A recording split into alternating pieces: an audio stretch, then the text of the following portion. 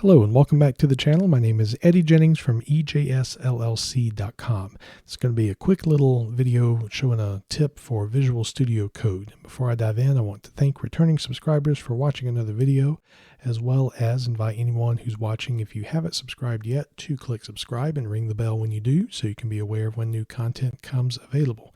So the context behind this is I'm at work doing some cleanup on some scripts, and I have a couple of files that I expected to have the exact same contents in them, but according to their file hash, there was a difference, or there is some type of difference between the files, and I wanted a GUI way of seeing the differences without having to have both files open and staring and comparing.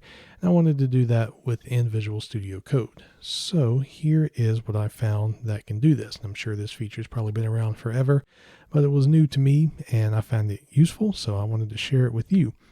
So I have a folder called Python and two files with it, my_new_file and myfile.txt. If I were to select one and then shift click to select the other, right click and do compare selected, we will see a diff between the files. We have the my_new_file.txt being compared with my file. And what this diff tells us is on this line 3 on third does not exist on line 3 for the myfile.txt.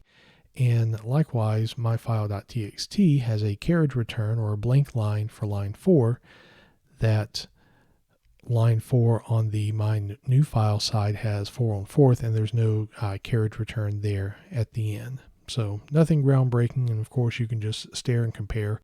But having a little diff tool like this, having the green and the red just show you, just like brings your eyes to the fact that, hey, this thing exists on this side but is missing on the other, and vice versa there. So hopefully you found this useful. If you did, make sure you click like, and if you haven't subscribed to the channel yet, make sure you do so.